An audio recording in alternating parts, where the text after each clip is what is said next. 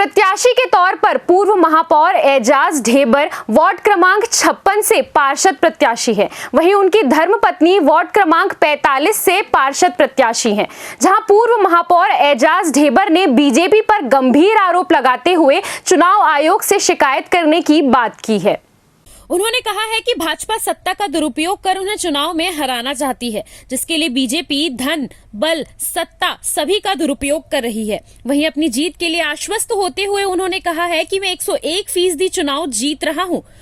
Ward क्रमांक 56 और ward क्रमांक 45 से दोनों वार्डों से मैं चुनाव जीत रहा हूं। मेरी जनता मेरे साथ है। मैंने रायपुर के लिए जो विकास किया है वो किसी से छुपा नहीं है।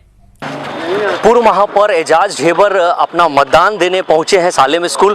उनसे बातचीत करने की कोशिश करते हैं। जी सर, कैसा देखते हैं इस चुनाव को? अब आप अपनी सीट से नहीं लड़ रहे हैं, दूसरे वार्ड में लड़ रहे हैं। आप खुद देखिए, ये चुनाव पहली बार ऐसे मैंने चुनाव देखा है जिसमें प्रशासन का इतना नंगा डांस देखने को मिला है जी। और मुझे लगता है कि चुनाव भारतीय जनता पार्टी का कैंडिडेट नहीं, भारतीय जनता पार्टी के जो तंत्र हैं, जो प्रशासन है, शासन है, ये सब चुनाव को लड़ रहे हैं। और खुला मतलब जिसको बोलना चाहिए दादागिरी, जिसको कहा जाता है प्रशासनिक दादागिरी, वो हम लोग को इस चुनाव में देखने को मिल रही है। मगर क्योंकि जनता जनार्दन है और हम लोग जनता के बीच के लोग हैं, इसलिए जनता का प्यार है। जनता हमको दोनों सीट से, इस सीट से भी और उस सीट से भी हमको जनता जिताएगी। जी, आप अपनी सीट जो आप बदल के सीट लड़ रहे हैं, कैसे देखते हैं उसे आप? 101% चुनाव जीतूंगा।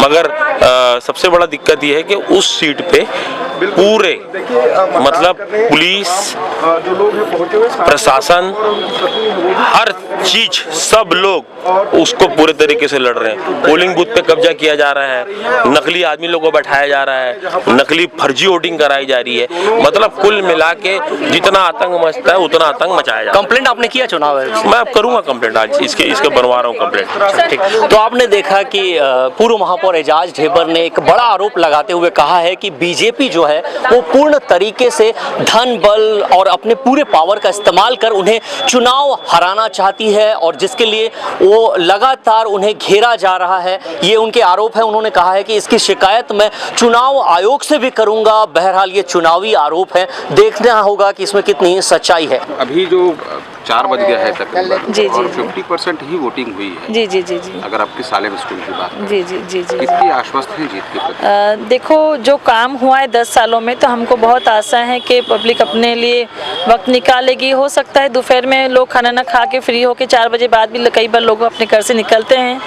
फिर भी हम लोग को बहुत लोगों ने आश्वासन दिया है कि हम लोग आपके लिए आएंगे। अब 15 तारीख को पता चल जाएगा कि कितना लोग हमको चाहते हैं, है ना? ठीक है। कितना प्रतिशत अभी तक वोट हो चुका है? अभी तक के अगर 3 बूथ है, अगर तीनों बूथ का मिलाएंगे तो 45% के अंदर है। 45% कम वोटिंग हुआ? बहुत ही एकदम, लोगों में कोई रुचि नहीं है मतदान को लेके इस इलेक्शन में। अब क्यों रुचि नहीं दिख रहा है? क्योंकि इस वार्ड में तो लोग 10 साल का जो कार्यकाल रहा है, कांग्रेस पार्षद रहा है, कांग्रेस महापौर रहा है, मगर जैसा उनको चाहिए था वैसा नहीं मिलने पर शायद हो सकता है कि रुचि नहीं है मतदाताओं को, जैसा एक्सेप्टेशन था उनका। जैसे उनकी धर्मपत्नी है इस वार्ड में जी, तो रुचि होना चाहिए लोगों को। नहीं है ना रुचि, बिल्कुल भी रुचि नहीं है। यहाँ तक कि ये बोला जाए कि ये जिस बूथ में हम बात कर रहे हैं, ये बूथ तो मुस्लिम बाहुल बूथ है। उसके बाद यहाँ 45% है, मतलब ये उनकी हार सुनिश्चित है। अपने सहयोगी विशाल के साथ राजू दीवान, सीसीएन शार्क न्यूज, राजधानी रायपुर। सीसीएन शार्क न्यूज के लिए ब्यूरो रिपोर्ट।